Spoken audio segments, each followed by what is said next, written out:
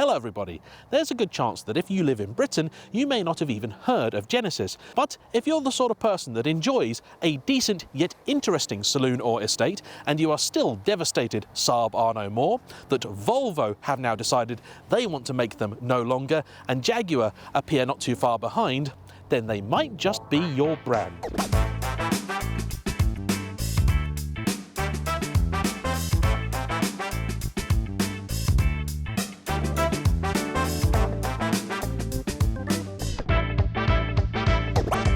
I have previously driven the G70 shooting brake, a refreshingly quirky take on the everyday estate, and more recently the GV60, an all-new ground-up electric-only platform shared with the Hyundai Ioniq 5 and the Kia EV6. In case you are wondering, Genesis is part of the same family of companies and is to them what Lexus is to Toyota. The G80 that we have here today is currently the largest and most luxurious saloon offering from the company available to European customers, being equivalent roughly to a Mercedes E-Class or BMW 5 Series in terms of size. There is a larger G90 which is closer to a 7 Series or an S-Class, but at present it's not available here. It's not exactly a looker though, is it? Somebody best described it to me as a Grand Theft Auto version of a Bentley. In fact, the whole Genesis lineup, I think, has been designed to appeal more to American tastes, or as Europeans might call it, a lack thereof. In any case, you don't even have that much choice when it comes to powertrain. You can have the car here either as this, the 2.5-litre turbocharged 4-cylinder, making 304 horsepower and 422 newton-meters of torque, that's 311 pound-foot, or you can have the full EV electrified G80. That's it. In the USA, you can get this car with an, I think, much more suitable 3.5 litres 6-cylinder turbo that makes about 375 horsepower. Sadly, we were denied that. Boo hiss, etc. The combustion engine variants of the car come with the one and only gearbox option of an 8-speed, in-house designed and built torque converter automatic. In fact, the one and only drivetrain option you have to make is whether you want the car in either all, or as we have here, rear-wheel drive. Didn't this just get a little bit more interesting? But it has already become to me very clear that the appeal of a Genesis isn't really in the drivetrain, but instead the feeling you get when you open that door, and you're greeted with a cabin that is a step above what you were likely expecting. Happily, as here the de facto flagship, the G80 is no different. Prices start at just over £48,000, but this one has a few optional extras that I'll run you through now. So this here is the luxury version of the car, which is a just over £5,000 addition to the standard, confusingly named premium trim, and it gives you things like 20-inch alloys with Michelin Pilot Sport 4S tyres. Yeah, spend 100 grand on an Audi and you'll get Hankooks, 50 grand on a Genesis and you get PS4Ss. Good on you, Genesis. You also get a power boot lid, then inside you've got real wood available in a variety of trims, a mix of leather-ish and the real deal too. The fake stuff is generally on the dash, but the seats are real leather, and here they're the upgraded optional Nappa too, and feel marvellous. The car also has the innovation pack, giving you a heads-up display, a 3D dash that works really well in person and actually does make it feel that little bit nicer than standard, although sadly on camera you'll never notice it. You've also got better lights, driving assist systems of various descriptions. Beyond that, this car also has the sunroof that is decent, though sadly just a little bit too far back for the driver to actually really be able to appreciate it. I'll give it points though because it does open, unlike many others today.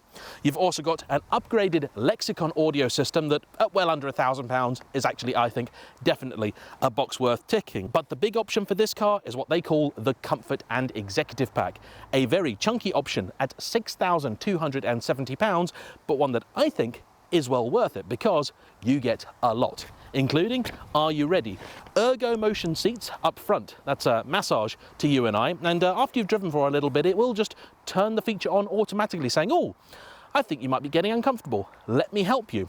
Not necessary really, because these seats genuinely are brilliant.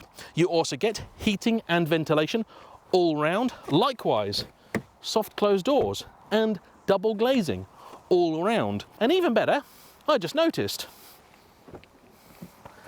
there's no privacy glass.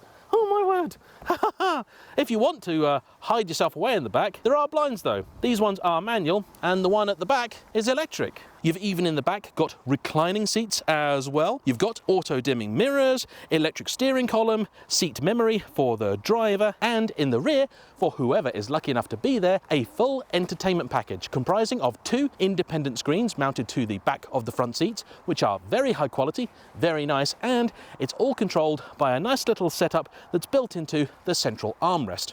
Really, the preserve usually of the likes of, say, your 7 Series or your S-Class. Come on, that's a lot of car. And yes, while all of that may have raised the total price from 48 and a bit to 63 and a bit, I think it still represents excellent value for money. Because if you were to look at an Alfa Giulia, even the top-of-the-line Quadrifoglio, yes, it's a better car in terms of performance, but inside, it feels like it's 10 years older and half the price of this.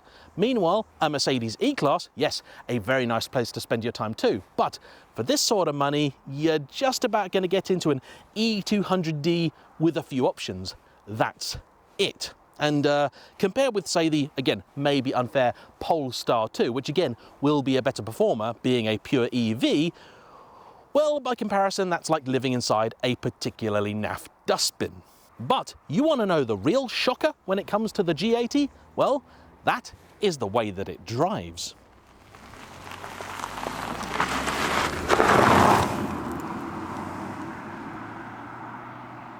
Here's the thing, this is first and foremost a luxury car. So the simple fact is that things like rear legroom, boot space, both very good by the way, and the features list are a lot more important than, say, 0 to 60 times overall power. And the fact is, with just over 300 horses on tap, this was never really going to appeal to the sort of person that buys, say, an M5, even really the likes of a 540i. In terms of drive, those are cars that simply will be faster. But for me, honestly, the combination of the on-paper spec and the feeling you get once you're sat in the car, regardless of which seat it is, mean that this is something I could very, very easily recommend, even if it didn't drive all that well.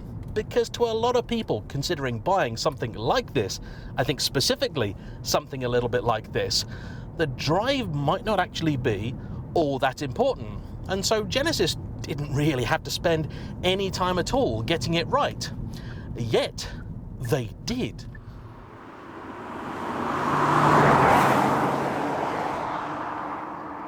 It has taken quite a while for me to really get a read on this car, particularly in the first couple of days. It did feel like a very confused thing. At various points in time, the chassis was too soft, then too stiff, the engine not responsive enough, then perfectly adequate. The brakes, meanwhile, actually have been fairly consistent, but the whole thing I just couldn't quite put my finger on. And then, after a few days, I got it onto a nice, fun little bit of road, and I thought, sod it, let's thrash it and see what happens. And then, it all came together.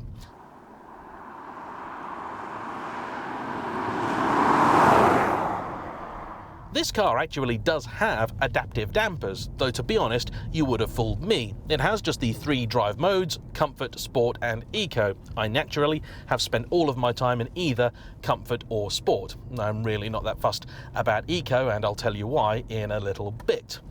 Comfort mode, it's decent enough, the car is fairly wafty, and at low speeds like I'm doing now, actually feels quite floaty, quite decent. Visibility is pretty good. The B-pillar is a bit too far forwards, but this is common in most modern cars. And helpfully, you've got your bevy of electronic aids, including the now typical Kia Hyundai thing of a little camera that will appear on the dash when you indicate either left or right to help you check your blind spot. That's really quite nice. The main screen here then is perfectly nice, and though it doesn't do all that much particularly flashy, it's a lovely thing to look at. Over here you've got all sorts of information from the really vital, like where you are, to the far less, like for example the football or ice hockey scores. And it would appear that unfortunately neither of my teams are doing well, the Florida Panthers and the Anaheim Ducks both letting me down. In any case, this is all nice, lovely, and of course has Android Auto, Apple CarPlay. Everything in here also feels really, really good. The real wood's got a lovely texture to it. They haven't just sunk it in resin, and the car has the perfect balance between physical and digital controls. So your HVAC here has a nice dial for the temperature, then you can set it to either low, medium or high for auto on the screen, and you've got access to your heated and ventilated seats, heated steering wheel, which also has 2 settings. And honestly, a lot of German manufacturers could learn a lot from this. The only bit that I really don't like is the fact that you've got 2 rotary selectors down here. One iDrive style for all of your stuff up here, which is nice. Below it is your gear lever. And having these 2 kind of similar feeling things right next to each other, considering that the gear lever's not something you want to touch if you don't intend to, that's not a great idea. Anyway, low speeds, the car is nice, decent, lovely, fairly quiet inside, all that. On occasion, it will crash over a pothole. Any sharp imperfection in the road, there's ridges where they've repaired it and not really done a proper job. It doesn't like that. You do this sort of normal, nice, decent, boring stuff and the car's good, you know, just good. The steering actually has more weight than you might expect to it, and it does a decent enough job. The gearbox will shuffle through the ratios nicely and happily, and it's all perfectly pleasant. Yes, tick the box, Genesis G80, decent luxury car, we can go home. But put it in sport mode, then frustratingly pull a paddle to temporarily engage manual for the gearbox. You'll notice first off, the gearbox is quite responsive.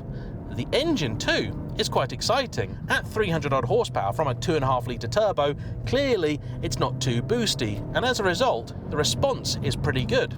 Even more interestingly, when you get to the higher reaches of the rev range, sort of 4.5 or so, it pulls pretty hard. The red line is just over 6, but gotta say, the speed this thing can carry is quite impressive. Then you get to a bend, you tip it in and you realise the steering's quite quick too. Even better, if you really want to press on, the conditions aren't maybe quite so great, you find that actually it defaults to a sort of tail happy stance. It's the back end that wants to come out first. The car doesn't naturally understeer. It's incredible. The suspension then seems to sort of limber up a little bit, work a touch better. It still has an element of roll about it, which is fine because it lets you judge what you're doing just perfectly. You push the car harder and harder, you're having fun, then you realise the speed that you're carrying and you go, hang on a minute, what's going on here? The steering talks to you, it feeds back. The brakes are decent enough too. The pedal may be a little softer than I would like, but that's personal preference. Again, it's still a luxury car. They've got a lot to do here. It also, of course, doesn't really make any sort of noise whatsoever, which is a shame, but I guess also inevitable. The V6, I'm sure, would have been quite a bit more sonorous. There we go.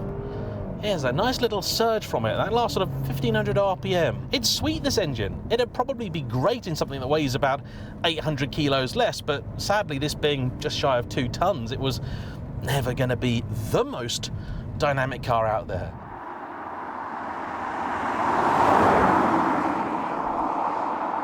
Yet, it does a far better job than you would have expected it, and if anything, the car I'm most reminded of when driving this is the Maserati Ghibli. And I don't know about you, but that just isn't the sort of thing I thought I was going to talk about when it came to reviewing this, the nice, sensible Genesis G80 Saloon. It's a lot more staid than, say, the GV60 that I drove, which was deliberately very funky. It wanted you to know from the moment you opened the door that it was a fun car. This is a little bit more business, but actually, of all the Genesis I've experienced, it's probably the most fun.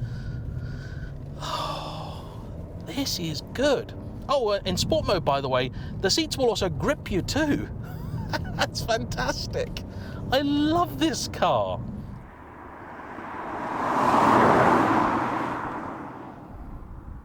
Of course, it's not perfect. I do have a few gripes. First of which being the fact that, not very good on fuel. I'm currently averaging, well, over the last sort of few miles, 18.5 to the gallon, but I have been having fun. Over the last 3,000 miles, the car has averaged 30 to the gallon, but in the time that I've had it, it's done just 24.8. And if this were a nice, big, beefy V8 or turbo V6, I might just about it being a heavy executive car say that was okay. But it's a 2.5 litre 4-pot. That's not okay. It's not. It's a shame, really. I also, and this is a very personal gripe, I would admit, would like to see the car with wireless Android Auto and Apple CarPlay, chiefly because my phone's USB-C port is now useless, and so the only way I can get Android Auto to work with it is if it's wireless. This, I admit, is a problem with my phone and not the car. I'm really not a fan of the styling of this wheel. It just looks weird, and the same goes for the exterior of the car. I'm also fairly confident that there'd be a whole bunch of people out there who would consider one of these, but with it being an unknown brand, might be a bit wary of the depreciation, and they've probably just not heard of the Genesis full stop, so don't even know where it is. I would forgive just about anybody who thought that it was some sort of weird Chinese thing and just didn't even give it a second glance.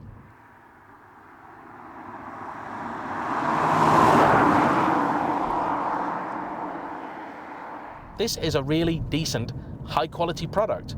If you've not experienced a Kia or a Hyundai for a while, a Genesis is gonna absolutely blow you away. Do yourself a favor. The next time you're near a Genesis showroom, if you can find one, I don't recall the last time I saw one, pop your head in. Just look inside some of the cars. They're damn good, and they're definitely worth your consideration. Genuinely, my only real criticism with this car is that I just would like to have had it for another, 2 months. I feel like I've only really just scratched the surface of it. It felt so frustrating those first few days and just generally uncooperative. Now though, having got to know it, experience it, and drive it in all different conditions, I have to say that this could be one of my favourite all-round cars that I've driven in quite some time. I think the chances of Genesis attracting a Mercedes, BMW or Audi buyer are fairly slim. But if you consider yourself a Jaguar, Maserati, Volvo or SAAB person and you're on the hunt for a new, nice car, please give Genesis a look. You'll not regret it. Anyway, I want to say a big thank you to them for lending me yet another car, and as ever to you for watching. Don't forget to hit the like button, comment down below and subscribe if you haven't already. I'll see you for the next one. Bye bye.